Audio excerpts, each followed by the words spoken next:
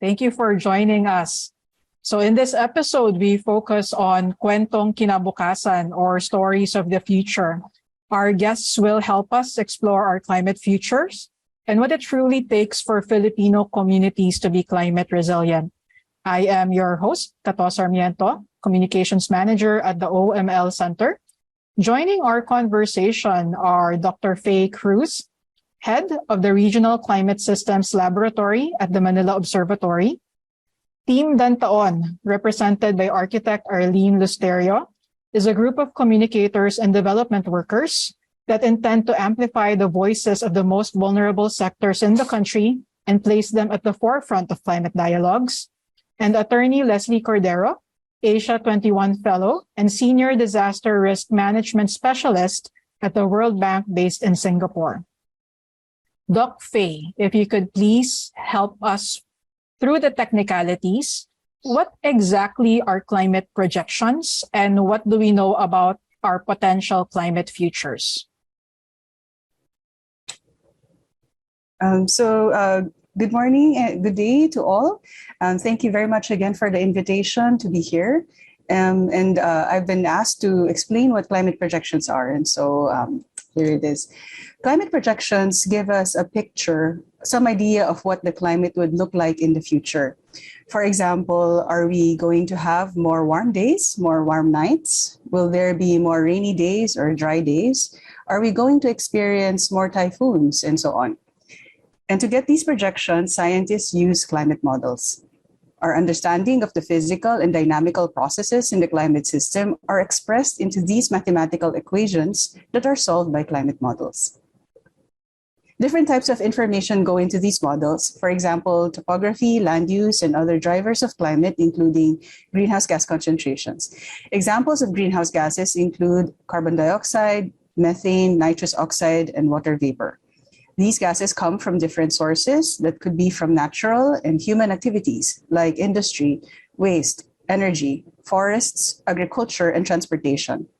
It is these heat-trapping gases in the atmosphere that have been increasing in concentration and are now at the highest levels in at least 2 million years, which has caused global surface temperatures to have increased at a rate that is unprecedented in at least the last 2,000 years. Each of the past 4 decades have been the warmest on record, and the past 10 years from 2010 to 2019 is about 1.1 degrees Celsius warmer than in 1850 to 1900. Climate projections are based on emission scenarios that come from socioeconomic scenarios that consider different factors, future developments, population trends, energy and land use, and so on, including whether we do nothing and continue business as usual or reduce or avoid greenhouse gas emissions. We have had different ways in creating these scenarios. A couple of years ago, we had what we called representative concentration pathways, or RCPs, but in the recent assessment report of the IPCC, the scenarios are now from the shared socioeconomic pathways, or SSPs. As we can see in this figure, the different scenarios result in different CO2 concentrations in the future, and we then use this information in the climate models to see how the climate responds to these future changes in greenhouse gas concentrations. In AR6, which is the latest IPCC report, a set of 5 illustrative emission scenarios are used to explore the impact of greenhouse gases, land use, and air pollutants on the global climate. In this figure showing the temperature change from pre-industrial times, we can expect to reach or exceed a 1.5 degree global warming level on average in the next 20 years. However, the temperature changes become different after this period, depending on future CO2 concentrations and emissions. It would still be possible to limit global warming levels below 1.6 degrees before declining to below 1.5 degrees by the end of the century under the very low CO2 emission scenario and below 2 degrees under the low CO2 emission scenario. To do so will require rapid reductions of greenhouse gas emissions, reaching net zero CO2 emissions around 2050, followed by net negative CO2 emissions. Aside from CO2, strong reductions in other greenhouse gas emissions such as methane are also needed to limit global warming, which would not only benefit the climate but also improve air quality. Reductions in greenhouse gas emissions can also slow down the rate of changes in the ocean, ice sheets, and sea level.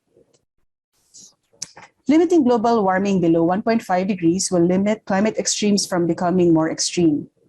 AR6 also highlights that every amount of warming matters.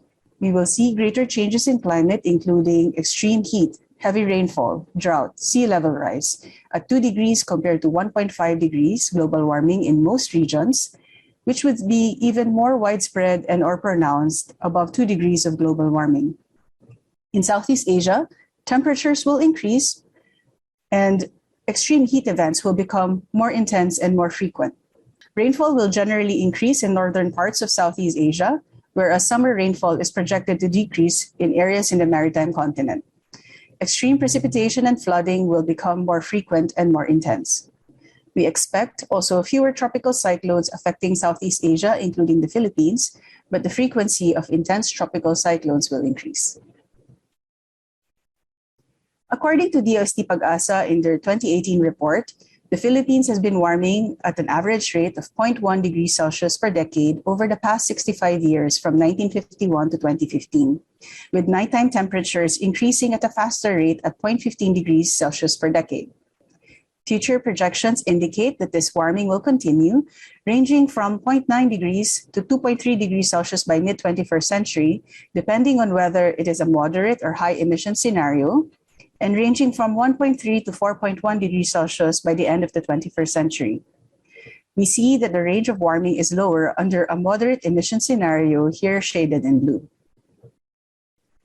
We expect a warmer future for the Philippines in this century, where the warming is higher in a high emission scenario.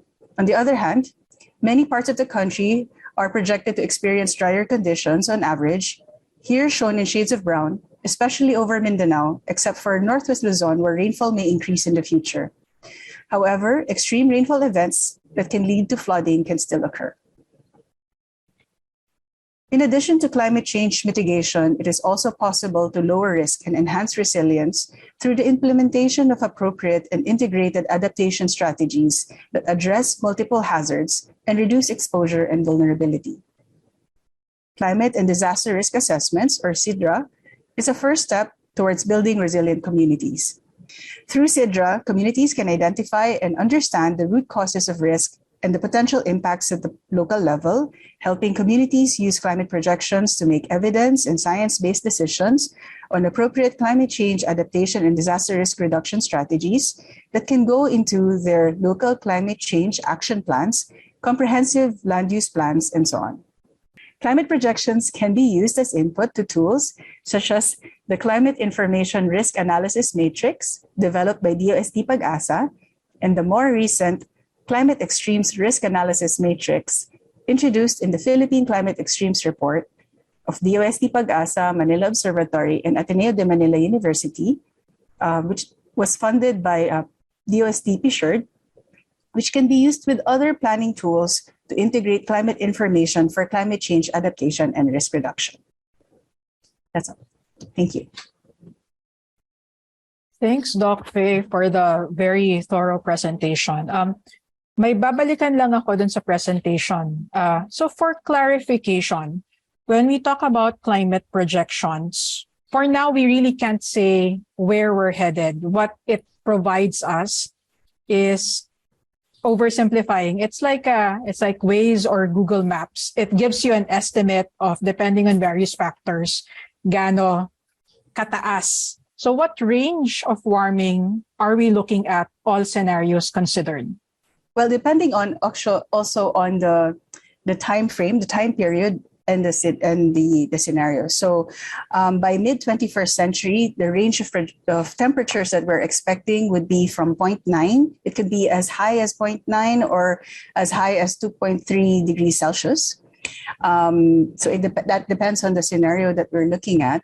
And then by the end of the 21st century, it could be from 1.3 degrees Celsius to 4.1 degrees Celsius. Thanks, Doc Faye. So I think that establishes that regardless of the scenarios, whether the most modest or the most drastic, we are definitely looking at increased warming. It's just a matter of how bad the warming will be. You also mentioned that there are available climate risk studies already and action on the ground in communities. Iba-iba kasi yung impact ng warming, increased Yes. rainfall in different communities. Are these climate risk studies that are publicly available, are they localized for the Philippines? At the moment, what we have are projections that are about 25 by 25 kilometers. It's good for the provincial scale, and maybe also for areas that will be at that scale. But if you're concerned with barangays or municipalities, you might still need to do further downscaling. But that would mean that we will have to have more computing resources to do what we call the downscaling, to get the higher resolution information from these global climate projections. But what we have are, I think, good enough, but it can still be improved. Thanks, Doc Faye. Thank you so much. So now we turn to our storyteller and advocate. Can you please introduce yourselves and the work that you are doing at the intersection of climate change and climate futures? Architect Arlene? I'm representing the team DanTAOn. DanTAOn was originally coined because I'm with Tao Pilipinas, the NGO, and then we formed a group of volunteers. And the intention is to present graphically or to humanize, as Kato was mentioning that earlier, climate data for the next 100 years. So we started in 2018 or 2020, so now it's 2022. The objective was to look at the impact of projections of the impact of climate change by 2100 in the Philippines, especially in sea level rise. So because you're an archipelagic country. So we started with a forum. We are part of the Umalohokan Fellows of OML, and the intention is to gather stories from communities. So we have partner communities in different places in the country. So we have conducted some interviews, and the intention was to translate these stories into graphic translations, as well as some narratives that we'll post, and then like geo-reference, and post them together on a base map, showing and correlate it with scientific data on sea level rise. So it's the original intention. Attorney Lesley? Hi again, everyone. I am Lesley Cordero, an Asia 21 Fellow, at the same time a Senior Disaster Risk Management Specialist at the World Bank. So I used to handle the Philippine program alone, but now it's broadened to the region. So we're talking about Vietnam, Indonesia, Thailand, Malaysia, Pacific countries also.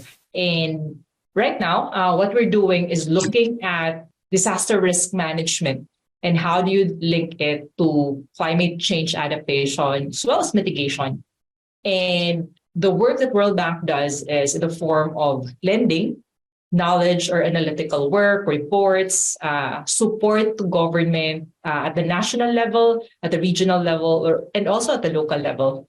And at the local level, we work closely with local government units as well as the communities, the barangays, and organizing communities, mobilizing them, working closely with civil society organizations, academia, private sector, as well as other development partners. And the focus is not just looking at lending. It's also highlighting how we can focus on three pillars. Number one is the physical resilience, policy, implementation, monitoring, progress. We're also looking at financial resilience, looking at various innovative instruments and supporting not just the national level or central government, but how do you make sure that the support will flow also to the affected communities, to beneficiaries on the ground who are at the forefront in dealing with this climate risks and disasters. And lastly, we have highlighted that it's not just enough to do physical and financial resilience, social resilience. And this is where we can talk about how we can communicate more these climate risks, translate it in a language that the communities and the people on the ground would understand and take action.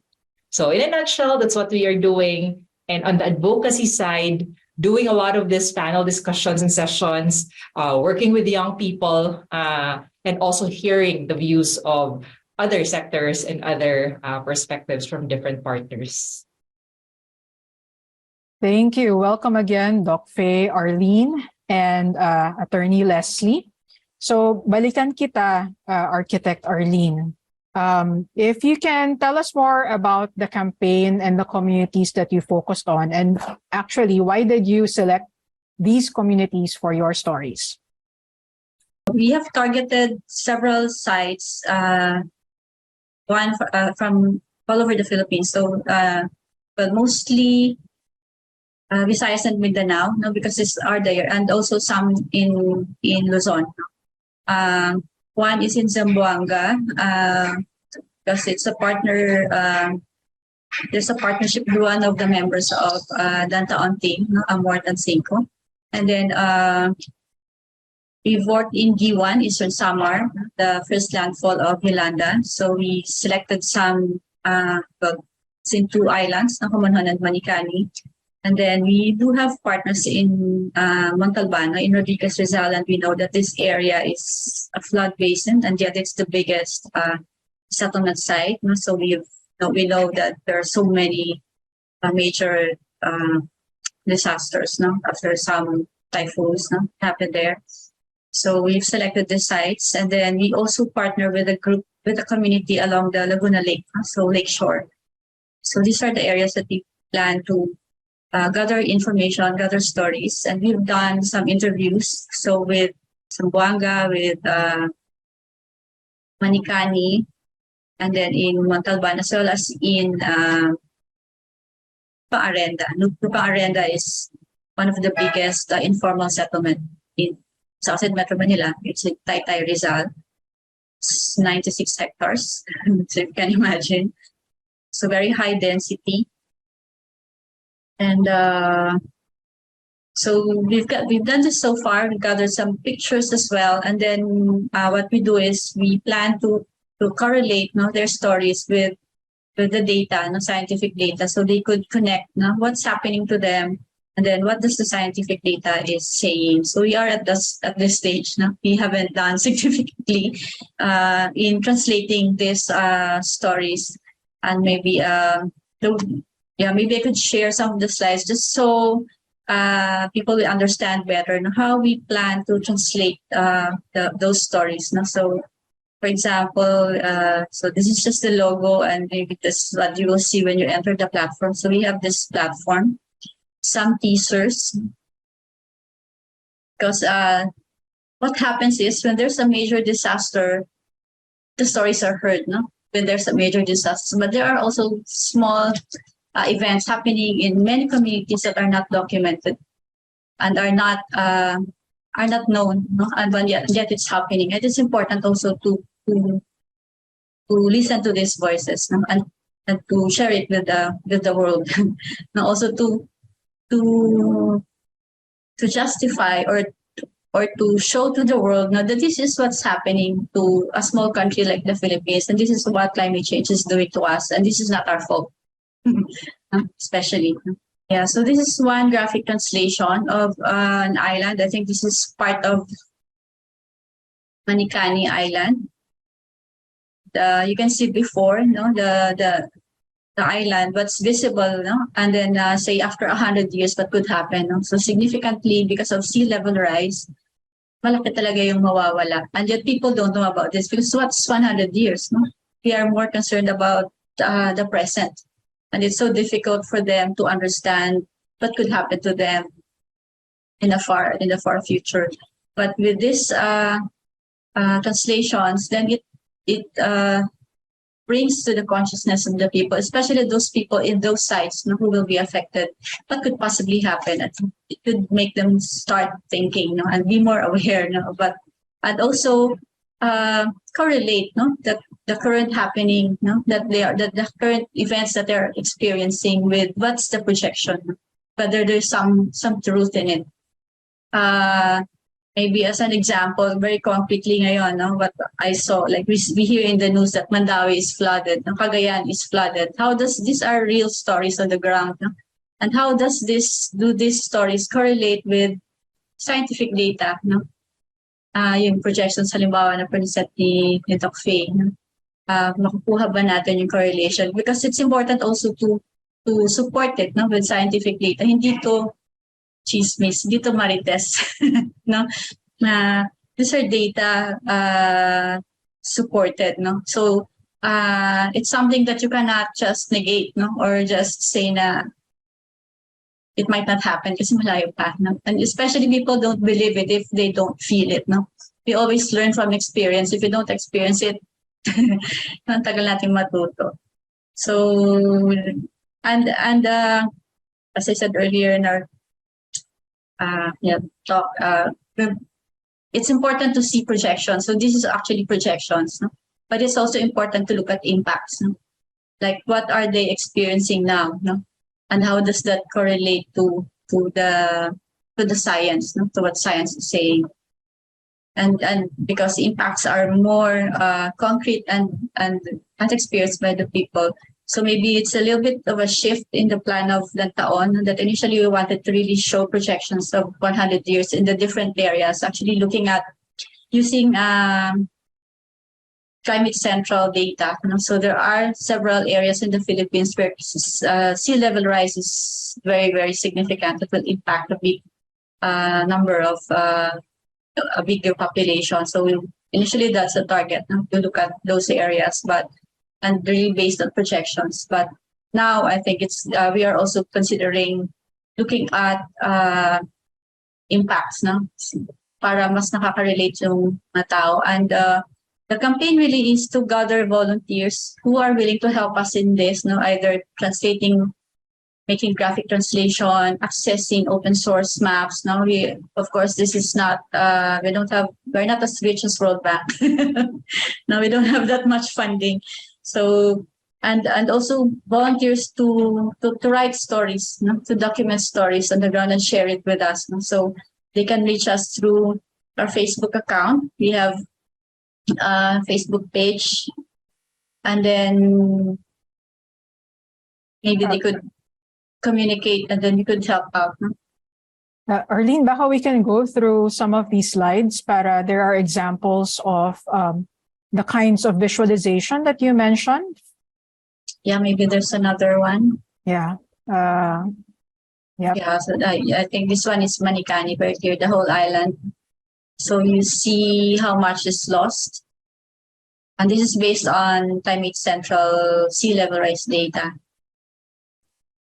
I think there are more slides, yeah. Yeah. So this is also Manikani Island, and it's current, no? And this is the platform. So it's the site which they could search, and it's actually, we plan also to present data in various languages or dialects, so people could directly connect to it. No? So it's not just English. So these are just some of the sites that we have already gathered some data. Initially, the plan is if you tick on those red marks, then the information about those sites will come out. And yeah, is there another one? Yeah. So just some images, and also another translation is something like this, no? And it doesn't have to be a long story. It can be like a paragraph about their aspirations, about the current situation, or what they're going through. Yeah.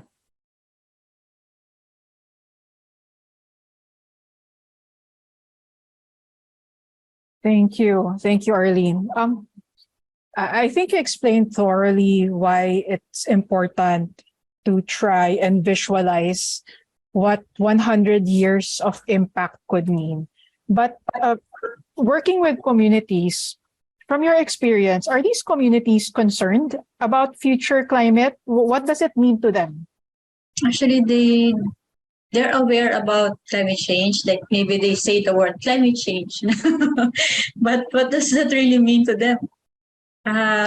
abstract siya, no? It's so abstract that and I'm sure they cannot project what's gonna happen to them 100 years from now.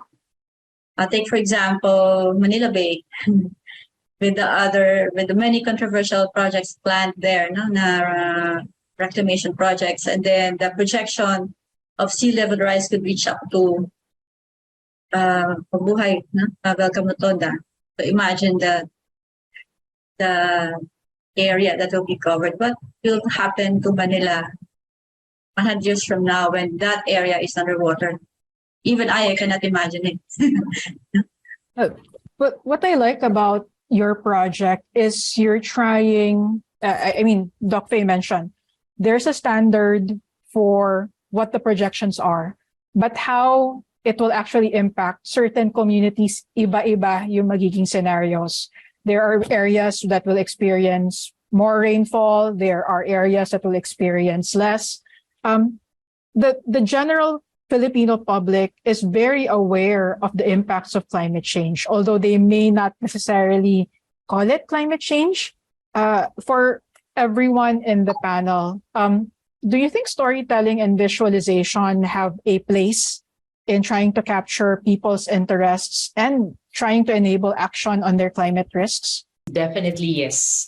Storytelling, making sure the narrative is out there, communicating it in a language that could be understood by the people is very important. And we have learned that lesson both from the World Bank side, when you have all these reports, what Doc Faye presented, people would not be able to grasp what climate change is. When I was back in government in 2010 to 2015, at the height of Typhoon Yolanda, even if you tell them that there will be a storm surge, president going out, doing a public service announcement, cutting all programming, people knew that it's something that's scary, but they don't know what it means.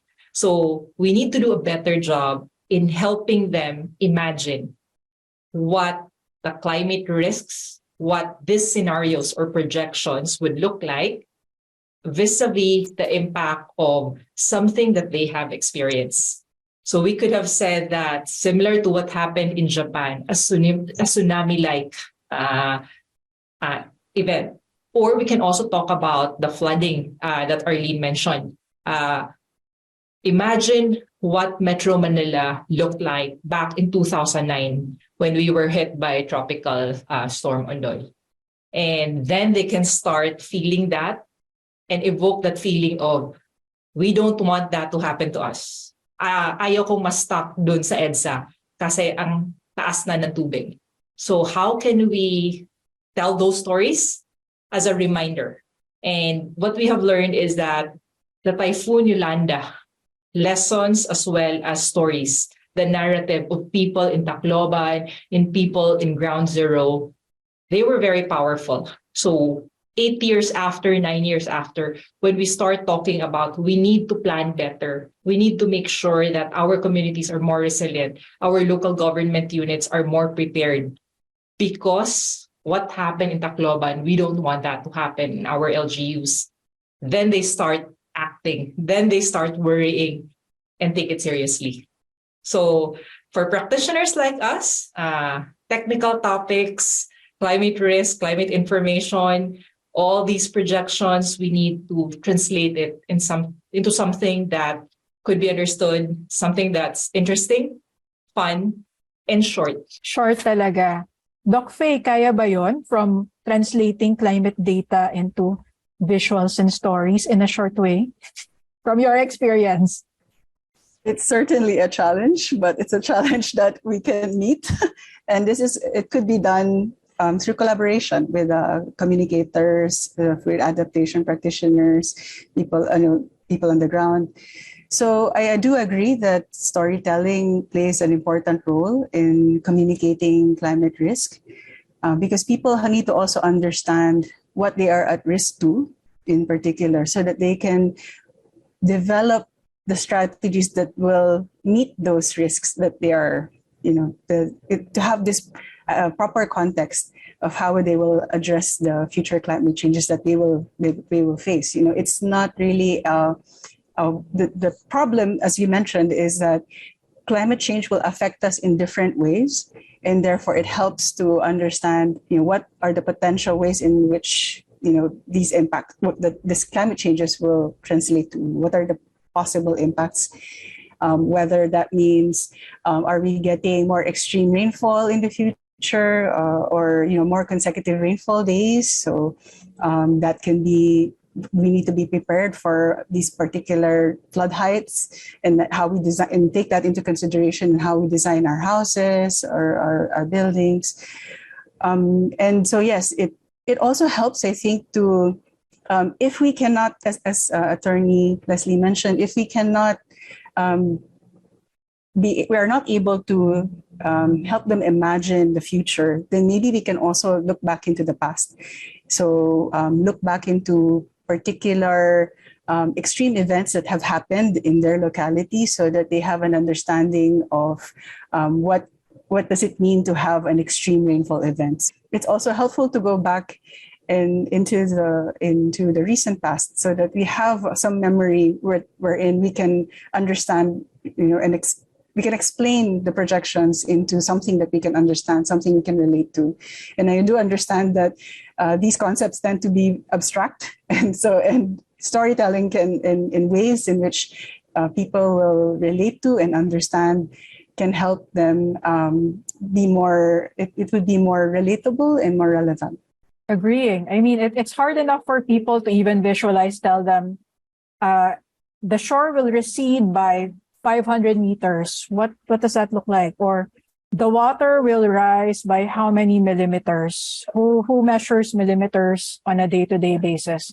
But what the three of you are actually telling me is some of the communities that have already been hit by extreme events have already experienced of these events. They learn from it because there's a visual memory of it. And the challenge now is those communities na hindi pa, pero may potential na ma-hit ng extreme events na yon. The visualization will help them avoid actually experiencing it. Tama ba? So, yes, Lesley. Tama. And I think as you have mentioned, aside from the communities, I'll digress a bit. Your storytelling, the narrative, the simplifying some of these very complex and up there scenarios, projections, the reports, the studies, is also, I think, important for policymakers and decision makers, because it's not just the communities that we want action from, right? And the challenge is sometimes our policymakers, decision makers, has very short attention span. So that's also a very good way to also tell the story. But going back to your question, I think the most powerful storytellers are not the scientists, are not the specialists or experts or professionals. They are the community members, the people who were affected. And we have tested this when we were trying to pilot a training program to encourage local governments to prepare recovery plans and rehabilitation plans even before a disaster happens. So, di ba, mahirap yung sabihin mo sa kanila na kailangan natin mag-prepare because ang dami pa nilang kailangan gawin. And what we found very helpful was that when we had people who were affected by Typhoon Yolanda raising their hands and saying, if I will prepare now, I will have a better chance that I will get funding the moment a disaster hits, the moment the next major typhoon or earthquake lands, because I am ready. And we also heard this from local chief executives, mayors who were affected by Typhoon Ulysses, Rolly, and Quinta, the more recent ones. And we also had people who were affected by the pandemic. And now, when they tell the story, it's not just about one large-scale disaster. They were also talking about how to prepare for compounding shocks. And climate change was not even in that picture yet. So how do you bring in these compounding shocks plus these climate risks that they need to prepare for, slow onset disasters that they also need to plan for? So I think the most powerful storytellers to convince the people who are not yet affected are the ones who have experienced it. Agreeing. Since you raised policy, I guess it's also that experience, that lived experience, that also kind of help determines which communities are more resilient now. The learnings from Yolanda, some of the communities in Leyte have already learned from it. Bicol area has had a lot of experience with tropical cyclones. So napaka-prepared nila for extreme events. But what we're finding now with tropical cyclone paths shifting, as prepared as Bicol is, hindi na sila yung masyadong tinatamaan. So there needs to be a knowledge transfer. And what I'm hearing here is the knowledge transfer is not just in the science, it's also in the stories so that the community members and policymakers can learn from it. Arlene, is this making sense in terms of the communities you've worked with? Yeah, very much. No, as I earlier said, people learn from experience. So theory, kasi ang theory hindi talaga ganun ka. It doesn't move people no, to action. But experience, malaking bagay. No? And the sharing from different groups, no? It's important to bring together no, people who's experienced the disasters or impacts, no? And for others to listen, although they've already, most of them have heard this in the news, but it's also different to hear it directly from the people who went through, you know, the difficulties, the challenges due to a hazard, the impact of a hazard. So, ibang dimension, no? yung ganon. And not only the struggles, but the recovery, no? How they recovered, what they did, and then something that others should not, maybe mistakes that others should not repeat again, no? Because we say history repeats itself. Yes, it's really like that. Maybe because we lack the communication. So malaking bagay yung na communicate, because if the story stays in that locality, then yeah, nothing happens. No? So it's really important to communicate the stories, whether it's an oral history or it's a written history or it's through graphics, no? Actual images of what happened and how they recovered, or artistic translations of such also is also important. And yes, Dr. No, you might want to follow up on that. Okay. No, I just wanted to echo what Attorney Lesley said about the importance of local knowledge, and also you mentioned about Albay and their experience. So another area where they're very experienced, for example, with typhoons is Batanes. So they've already built their houses in response to they know that they are. They experience tropical cyclones, every year. And so they built their houses and their communities, they know what to do if there's an incoming typhoon. So it also helps to listen to their experience, to their knowledge, and see, the sharing of best practices. But it's also important to know that what works for them might not necessarily work for other communities. So it's good to have an idea of what the others are doing, but to also see what their local context is. Because, for example, there might be some things that they're doing that will not work for them, or they might work on other aspects in their planning. So it's still important to understand their own local context and to plan accordingly to whatever future climate change impacts they would face. Yes, Arlene. Yeah, I just want to add also, as mentioned by Attorney Lesley, yung role of the local government unit. Go back to the local climate change action plan. It's very important. We also consider this now in the DanTAOn platform to feature local government models, model local governments who has formulated and really implemented effective LCCAP, no? Because if you look at most LCCAPs, focus pa rin niya yung DRR, no? Not really climate change. So it's also a challenge, no? And the LGU has a big role also to influence how people behave, no, in the locality. If they pass policies or regulations, no, sometimes there's a need to really not necessarily force, but maybe strongly influence people, no, to really take heed of the, especially locational hazards, no, exposure. No, it's our biggest challenge. No, how to move people out of the coastal areas, especially their connection to livelihood. But so yeah, it's really important to look at also how the government, no, sees the problem and find solutions to that. No, not as simple as moving people out, but as Attorney Lesley was saying, we also need to look at social, no, the social aspect. No?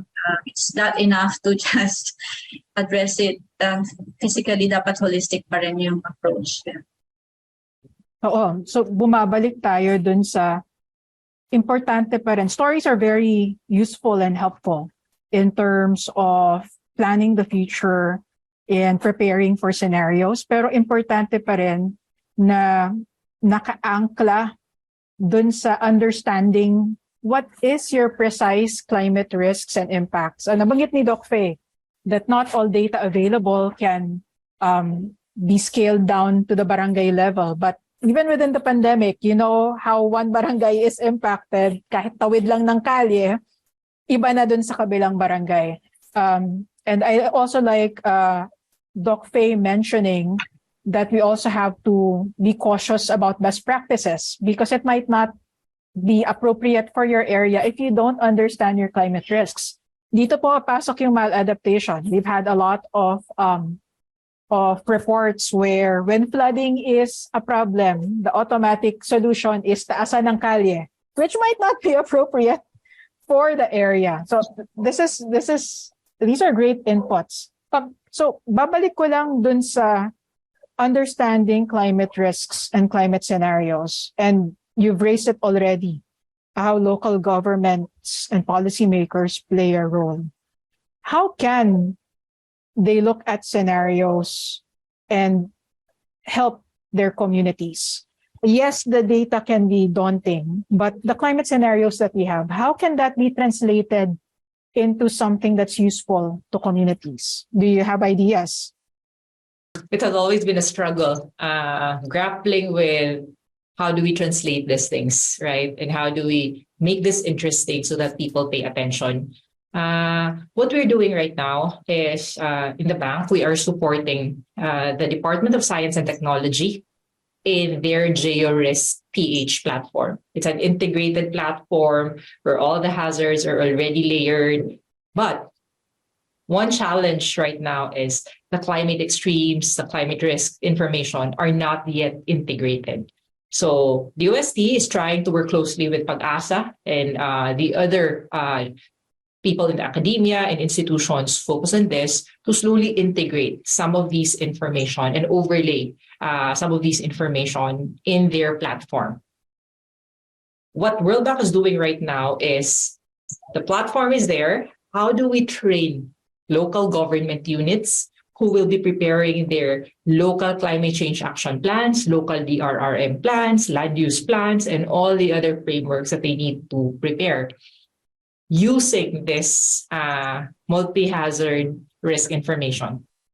And we all know that access is also difficult. So one key thing that we need to talk about is how do we translate some of these projections, scenarios, information into something and data that is accessible. The second step.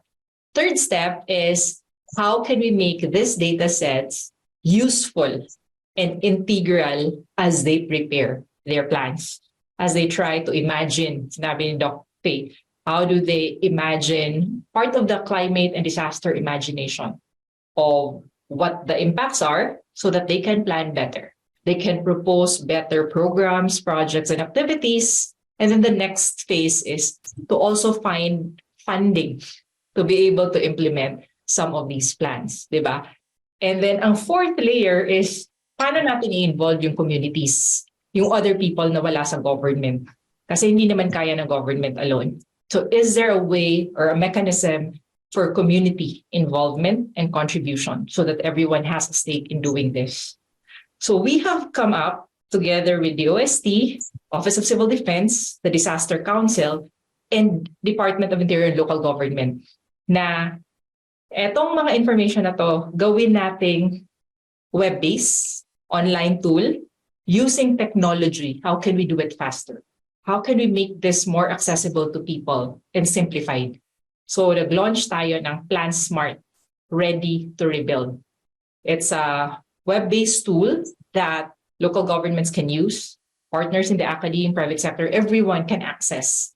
So itatype mo lang, ano yung area mo, ano yung province, city, or municipality, automatic nalalabas yung layered or na-overlay na mga hazards and risks in your area.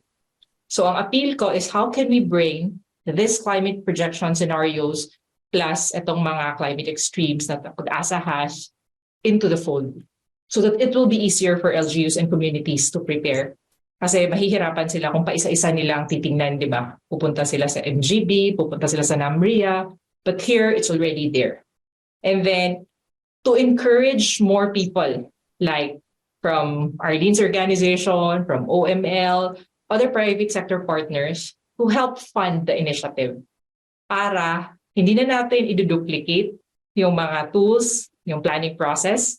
Instead, we will have more local governments, more people in the barangay or communities participate. Kasi yun yung kulang, yung training program para maka-access sila dun sa facility na yan, and they can work in preparing their local climate action plans as well as DRM plans. So it's also an appeal to everyone who's doing this to support government in their Plan Smart, Ready to Rebuild, pwede rin Plan Smart, Local Climate Action Planning, pwedeng ma-customize itong program na to. You raise a good point, Attorney Lesley, na yes, we have access to all of these scenarios and data, but right now, parang they're seen in silos. Separate disaster risk plan, separate LCCAP. And I think this is where stories can help. Kasi stories can contain and visualize a complexity of considerations, no? Arlene, you were going to say something? Yeah, I think maybe another layer to the what World Bank is doing or planning is we do have the participatory mapping, diba? So which people can do, and which could also be initiated by the local government, go down to the barangay, to the puro, or normally if it's outside Metro Manila, wala namang people's organizations. No, normally it's with the barangay. So maybe it's like gathering data in a similar manner as the CBMS, no? The CBMS, see that CBMS data is really coming from the barangay level. Now, maybe if you could do climate or hazards, not data, but hazards and climate impacts at that level, then that addresses the problem that Dr. Faye was saying na it's masyadong broad, no? Hindi kaya yung by 25 by 25 kilometer resolution. It's like ground truthing already, no? The data that you have. It's good to have the context, no? That you put all the layers in maybe one platform, but still there are many information on the ground that is not really included in the big picture. No? So I think if it's possible to facilitate a participatory process of mapping hazards at the level of the barangay or the community, kung meron ka, that's something. If I may add to what Architect Arlene said and to what Attorney Lesley said. So yeah, I also would like to add that in our experience, we've also seen that it's also a good thing to have a partnership between academe and the local governments. And they could also be partnerships with CSO, private sectors, and because I understand that it can be very daunting also for policymakers to understand everything. So it's good to have a partner to help in this process of understanding the climate scenarios, what are the impacts, what are the possible adaptation options, and their responses, how they can craft their plans. So it really takes a whole of society effort, to address this problem, to address this issue. Thank you. Ang daming ang complexities if we really want action on the ground and for data to really move from just being data to an action that inspires community resilience. And dito rin babalik na yes, maraming integration that needs to happen to the data. There's a lot of anchoring in terms of the long-term planning. But there's also a need to kind of bridge the storytellers and the influencers, the marites of the community. So it becomes kind of like there's a top-down approach, but there's also a ground-up participatory approach that is taken into consideration. From your experience, are there issues or stories related to climate projections, scenarios, or futures that you think are being overlooked or underreported? Generally, when we're doing all these trainings, always from the lens right now of climate adaptation and disaster resilience, because it's something that's tangible for them. But when we start, when we are doing the training, what we did was we have a built-in communications plan and strategy so that those who participated in the training will get to hear their stories. So the impact story, I think it's a good practice because sometimes most of the projects would not spare a budget, right? For preparing a video, for preparing this infographics. And what we realize is that it's more powerful to hear how the training has impacted the lives of people who went through it. And you can hear the testimonies of the mayors, their planning officers. And when you ask them why they're doing this, their response would be because we want to be more prepared, and not just for response, not just for rehabilitation and recovery, but also to look at prevention and mitigation, risk reduction. And then they start mentioning climate change. They want to prepare because they know that there's climate change, but it stops there. So ano sa climate change, di ba? Because it's very broad. So I think maybe we can try to find innovative ways of communicating and helping them zero in on certain things so that they can narrow down their narratives also. Because these are powerful narratives. And then you can hear also, because of the pandemic, that people are talking about it more and preparing for it more. And nakakataba ng puso to hear them say that kasi po, na-experience namin yung COVID-19, tinamaan kami ng bagyo, tapos alam namin na because of climate change, may marami pang dadating.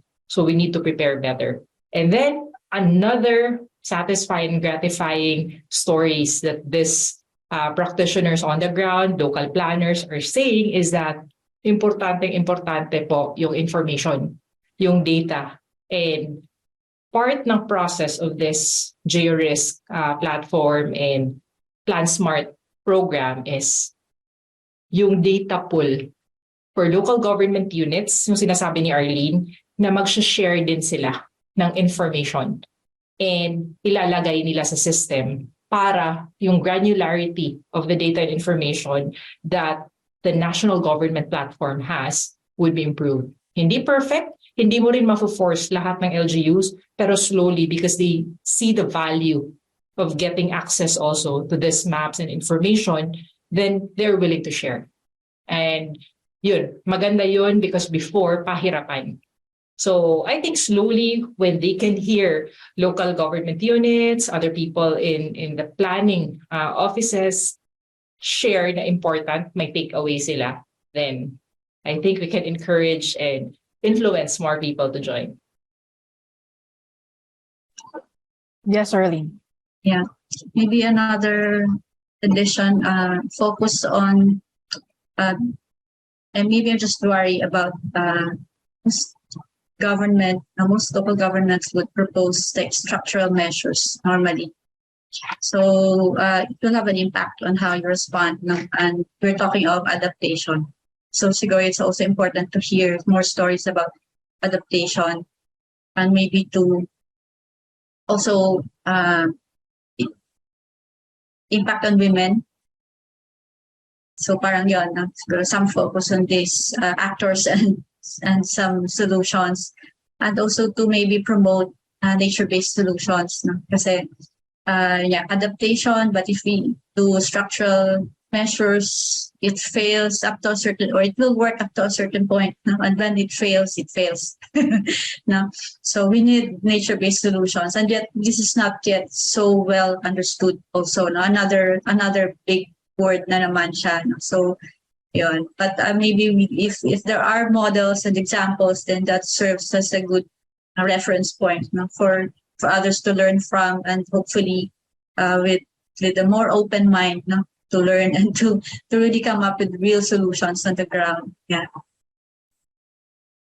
If I may add, okay, I was thinking like it's also important that there is that relationship between, I mean, all the actors involved in this process. Like, for example, in the science, it's always changing. It's always there are always advances, and as I mentioned previously, we had these representative concentration pathways, and now it's like shared socioeconomic pathways. So there are different assumptions that, as we learn, as we continue to learn, we understand more, we try to improve these models, to improve these projections. And so it's important that we're able to communicate to everyone who is using this information. What are the updates? How is that relevant to me? And so it's I think what's key also is to have that iteration, that communication, working together between the scientists, the impacts and adaptation community, the practitioners, and the decision makers, that they're all, and the communities, that they all understand, what is the latest information. And I was also add, I was thinking that, we've had experiences of, for example, of Typhoon Haiyan. And so Tacloban would be now incorporating that knowledge or that experience into their plans. So it would be interesting to also, if we could revisit, if, for example, another Haiyan type of typhoon will affect this community, are they resilient? Are they already ready to face that challenge? So perhaps it is also good to have projects that revisit and monitor how are we progressing in these plans, and Na-trigger ako kay Doc Faye because nagkwentuhan kami ni Kato earlier, and we all thought that the Filipinos are more resilient, the communities are more resilient because we have learned our lesson from that super typhoon Haiyan back in 2013. And we're saying that it's a 1 in 30, diba, event. And 8 years after December 2021, we were struck by Typhoon Odette. And in terms of impact, in terms of the number of local governments that are affected, regions, you're seeing Caraga, you're seeing Surigao del Norte, Dinagat Island, you saw Region 8, Region 7, Region 6 affected. And it's heartbreaking to know that the things that we were prepared for, supposed to be, the playbooks that we have prepared, went out the window. And a few months after, people who are in the affected areas are still struggling because they don't have their houses rebuilt, livelihoods restored.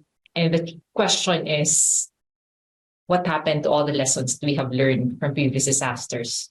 And it didn't help that it was also a compounded shock of the pandemic and a few other flooding and the other super typhoon that struck back in December.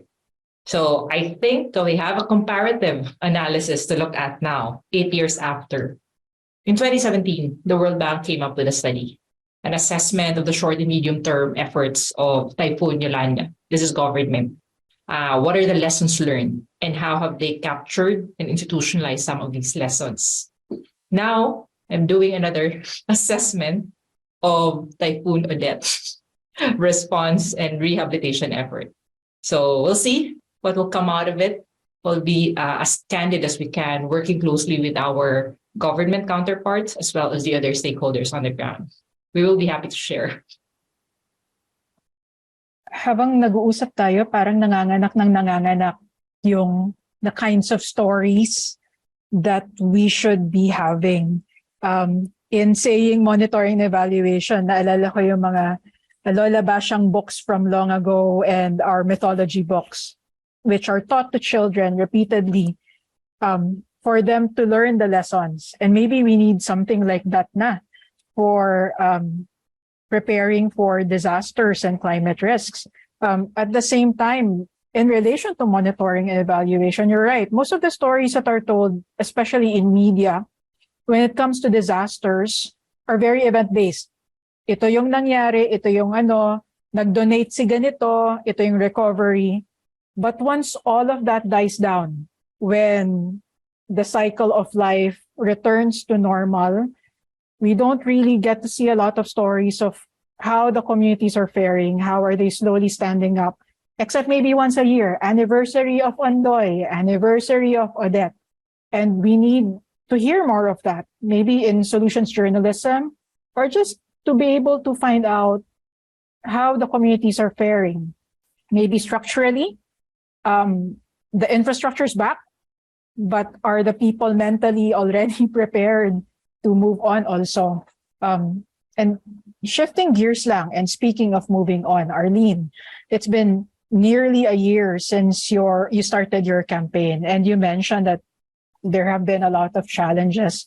Can you talk more about the challenges in terms of storytelling and visualization? Because you have a great concept, trying to chronicle the current climate stories of different communities in the Philippines and trying to project what it could be in 100 years. What's slowing you down and what's keeping you hampered?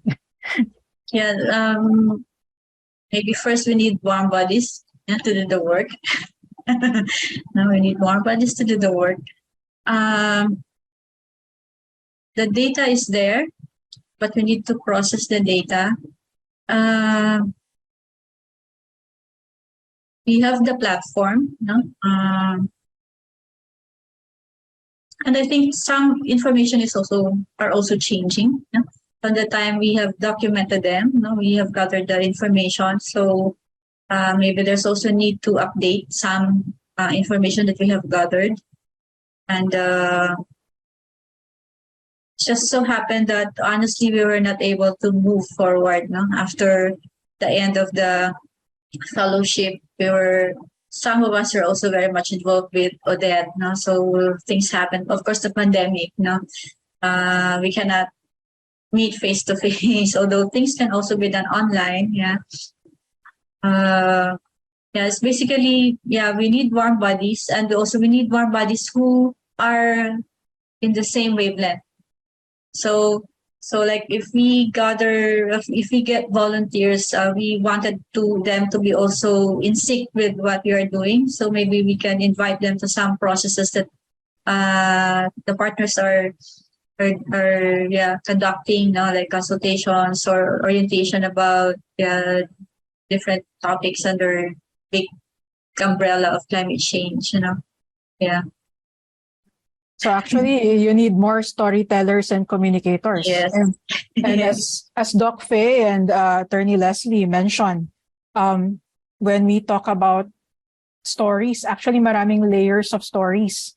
So regardless of what your expertise might be, you can actually contribute to growing these stories that help in community resilience. You don't have to be a journalism grad to be able to do that. You don't have to be a development worker to be able to contribute. So would you know, Arlene, the initial communities that you took a look at after a year, how are they doing?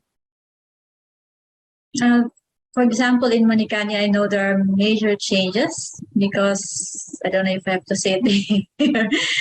It used to be a mining exploration site. It was stopped during the time of Ms. Gina Lopez. But now I think they are back to mining. So it's an issue and it's a big problem. And of course, it will impact the environment and the focus of people, because of course they have to fight against this issue. At the same time, they have to face the problems of climate change that's currently impacting their island, their small island. Other areas, for example, in Montalban, we interviewed after Typhoon Ulysses.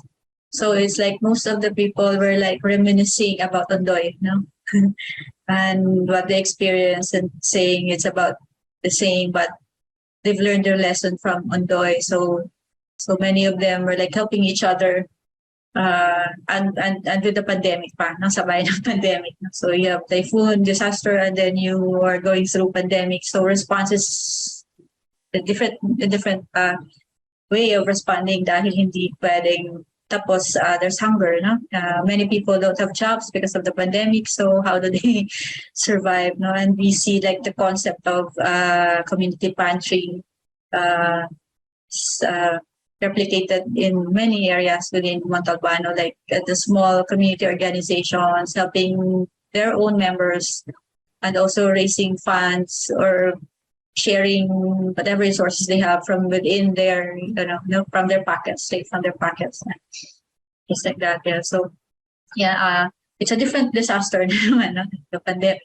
But even if, because Ulysses also hit them hard, there were like areas in Montalban that were badly damaged, like some houses were toppled down also because of that, and they're not very much covered by the media. So there's some media cap there, so people don't know, or the public don't know. So so that's another story that we still have to write. So we have like images of those, I think in Zamboanga, I'm not very much involved because this is the area of Amor, but I don't know if she's but it's more positive, because they have I think climate resilient agriculture. That's the thing they're doing there, because they are in the Salug Valley. So it's like they're bound to be also flooded because it's a valley. And so people are more receptive to like talk about the issue of climate change and how they could act, be more responsive to the impacts of especially typhoons and flooding and where else.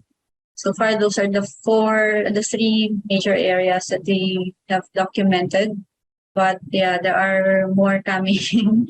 Maybe if you have more volunteers. I didn't mention, of course, this is volunteer work and we don't have resources. So you say what's stopping us? If you have funds coming our way, then maybe it could help us as well. Yeah. Thanks, Arlene. My next question is, I'd like Doc Faye to answer first, but it's open to all. So, ang daming ang factors to consider. Recently, the World Risk Index ranked the Philippines as the most vulnerable country in the world.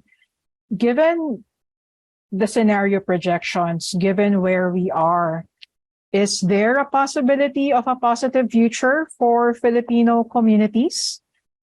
Is it possible for us to move from the poster child of vulnerability to actually a guidepost for adaptation and resilience? So yes, so recently we see that the Philippines has been ranked highest at risk to disasters, and this is because of our high exposure to multiple hazards, and our high vulnerability, our high exposure to multiple hazards compounded by our high vulnerabilities and also lack of adaptive and coping capacities. But we can also see from that list countries that have also even higher exposures to the hazards like China, Mexico, Japan. But they are ranked lower they have lower risk than the Philippines because they have low vulnerabilities, or they have good adaptive and coping capacities. So I think that's a good indication that we can, even if we are exposed to these multiple hazards, we can still reduce our risk if we reduce our vulnerabilities through adaptation and resilience. What say you, Architect Arlene and Attorney Lesley? Do you think, given the work that you do, you work with communities, you know the problems through the years, is there a possibility of a positive future? I'll start. Very optimistic. As long as we also highlight the narratives and the stories of good practices, because mostly nada-downplay natin. And again, media, di ba? If there is a major disaster, it's always sexy to just talk about response, number of casualties, things like that. But when there are other parang longer development concerns during rehab and recovery, or positive stories during early recovery or response, hindi natin masyadong naha-highlight. So I think we can be a poster child by also shifting the narrative and talking about the good practices that we have. That's one side of the story. The other side, as what Doc Faye mentioned, is that we need to do a better job kasi nag-evolve na rin yung mga risks, di ba? Pero naiwan tayo sa Climate Change Act of 2009 na mga provisions. Parang nagsa-start pa tayong tapusin yung lahat ng mga local climate change action plans sa LGUs, di ba? 11 years after. Same with the Disaster Act. So maybe it's high time for us to also revisit some of our existing policies and laws, because the main question right now, with the science quickly evolving, are our mechanisms to cope also evolving with it quickly? Kasi ayaw natin maiwan. And then the other aspect also that we want to highlight is that we need to also revise the way we measure progress. Kasi as mentioned by Doc Faye, di ba, and Kato, na number one na tayo in terms of the World Risk Index. And ang interventions natin usually multi-agency, multi-sectoral. So can we do shared indicators, shared outcomes that will be measured towards resilience, and resilience for climate and disasters also. And wala pa yun sa mindset ng government agencies natin, ng local governments natin, or even ng mga partners who are operating in this space. So I think the next meeting of the Disaster Council should be talking about how can they develop a shared indicator to be able to measure and make sure that from being number one, we can now slowly go down that parang ranking. So hopefully, let's see how we can also support government in this approach. Arlene, do you want to add to that? I agree, no, but if count say target na lang tayo 2030. 2030. So in 8 years time, no, I'm pessimistic. No? I think it's a tall order to bring together all the agencies under one and have a unified, for example, no, set of indicators. Though we know that ideally, no, this is how sana it should be, and then maybe to help, no, more effective. But say working on the ground, parang ang layo pa, no? Parang hindi talaga siya nararamdaman ng mga tao, except those who went through already major disasters. So the learning for others who are just watching, no, from afar and waiting for a disaster to happen to them, medyo slow, no? So in that context, I would say I'm very pessimistic. In 8 years' time, we will change that image, no? And considering the degree of poverty that we have now, and if you look at the plans of government, which many are counter to climate resilient, response. It's a big question kung mangyayari. Maybe one thing positive is we have the awareness na we need to do this, but whether the will is there, no, political will is there, and how many, malaking role kasi ang local government, no, dahil sila yung nandoon, no. So how many among those, kahit na lang dun sa most vulnerable, no, local regions identified recently, no, parang merong ilan, 20 or 22 regions identified, no, among them, no, sino yung, who has the political will, no, to shine and to really do the right thing, no. It's still a big question. Ibig sabihin, marami pang tatrabahuin at pupuyatin para mangyari yun. And the influence must come from those empowered. No? So, for CSOs, halimbawa, we are not that powerful, no, to influence. It still remains with the local government unit, the national government agencies, and maybe like donor organizations like World Bank, you know. So, no, yeah. I mean, science can, I mean, like, MO is doing their role, no, in sharing the science, but depending if it falls on deaf ears or it's being taken seriously.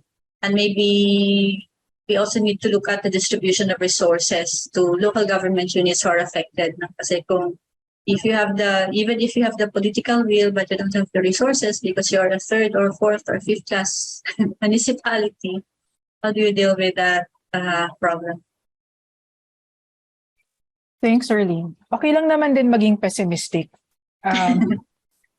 Because as we said, there are so many factors. And di ba, even in disaster preparedness, parang it's a good rule of thumb to try and prepare for the worst and hope for the best. And that's part of the importance of storytelling and preparing for our climate futures.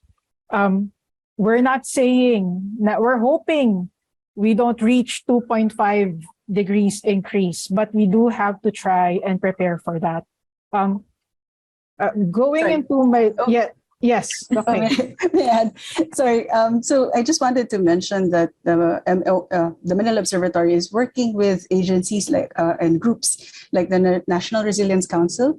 So this National Resilience Council brings together academe, the governments, the private sector, and they work with local governments following this resilience framework. So in this framework, they identified to target leadership and governance in resiliency and come up with indicators that look at the different aspects of human development, local economy, infrastructure, and environment as outcomes. So there's already like existing also, I mean, there are efforts in bringing together these different groups and coming up with indicators so that, you know, local governments can work on their resilience planning. Thanks, Doc Faye. It really is sounding like from our discussion, it takes a barangay. It takes everyone to work on, to be doing their work and playing their part to be able to look at long-term community resilience. So I think in our discussions, we've kind of established what the challenge is and where we are. Ano yung kailangang all of the intricate dance in between to get us to where we should be. Going into my last question, given our current vulnerability and possible climate futures, what is the dream that you have for our vulnerable communities and their governance? What is true long-term community resilience in the midst of climate change? Baka we can start with Lesley. The dream is to have communities that will no longer need the World Bank, will no longer need civil society organizations or private sector to support them. They will need local governments, they will need national government, but on their own, they have that coping mechanism and they have institutionalized some governance mechanism to be able to cope with changing climate and disaster risks. And I think, aside from being resilient themselves, the ability to work with other communities, to mentor, to coach, to partner with other communities who are not yet that resilient. So I think that's the dream.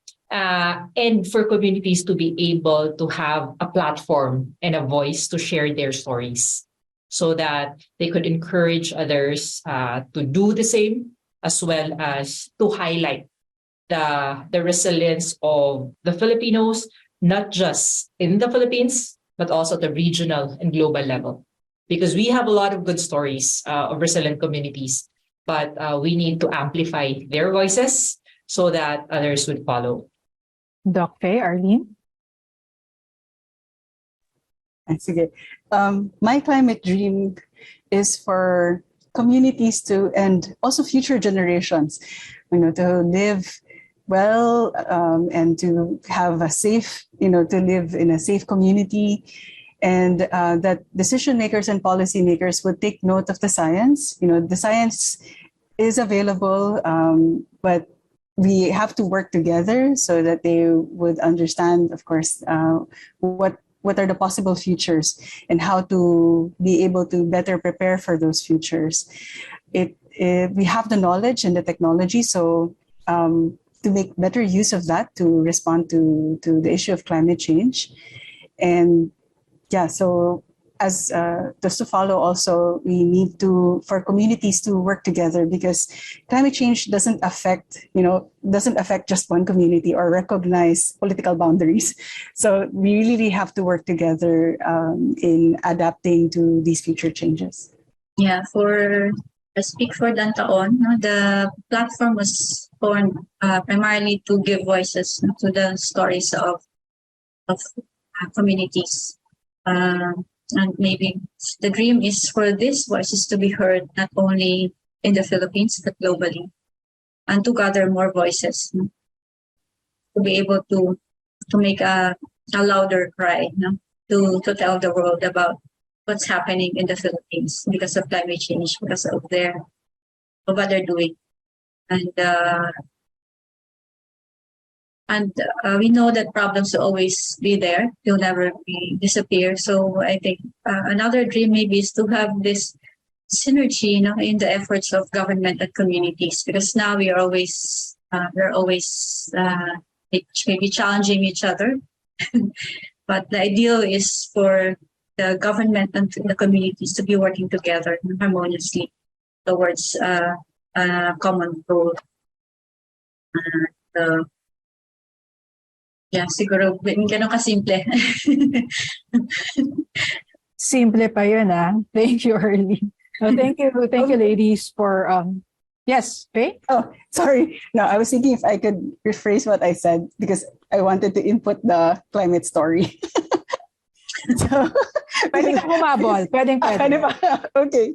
So just to rephrase what I said earlier, my dream is for vulnerable communities to be no longer vulnerable, so that they and their future generations will live well and be safe from harm. And for decision makers and also the community to understand the science, which could, and these stories, these narratives can help help achieve that goal of understanding what they are at risk to, so that they can know what are the adaptation and resilience efforts that they need to do in order to address and reduce the risk for the future. So, Thank you. Konting dagdag. Sige, Yeah, go. maybe when I say synergy between community and the government, maybe for the government plans to be reflective of the needs of their constituents, especially in responding to climate change. Okay, Lesley might disappear soon, but thank you, ladies, for such a rich discussion. We covered a lot, but I think I would like to stress three things. The first is, when we talk about climate futures, we're not talking about a distant past, a distant future. We're talking about the future being here. It might not be in your area or community yet, but it might be according to the climate scenarios. And that's where climate scenarios play a part. It can guide us on what we must prepare for in the future. Second, there are many stories that we need to surface. Stories from within communities, stories from before the past, stories across communities. We can learn from other communities who've experienced extreme events. We can learn from the past. We can imagine the future so that we can avoid having the devastation of future extreme events. But all of these stories need to be tempered by understanding current and future risks. And I think lastly, there are many challenges and considerations to be able to prepare for our climate future. But if we all work together and apply our skills and capabilities in however way we can actually have a positive future despite increasing climate risks. It's a tall order. Simple lang daw, sabi ni Arlene, but there's really still a lot more work to do. But for now, we would like to thank our esteemed guests for the Kwentong Kinabukasan episode, Dr. Faye Cruz of the Manila Observatory, Architect Arlene Lusterio of Team DanTAOn, and Attorney Lesley Cordero of the World Bank. We will not be able to bridge climate knowledge to action on the ground without the support, experience, and insights of experts, storytellers, and advocates. We hope you will join Asia Society, Philippines, and the Oscar M. Lopez Center in our other episodes of Ang Ating Kwentong Klima toward raising awareness on climate change and enabling climate action for Filipino communities. Let's collaborate, let's communicate, let's build climate resilient communities. Thank you, and we hope to see you again soon.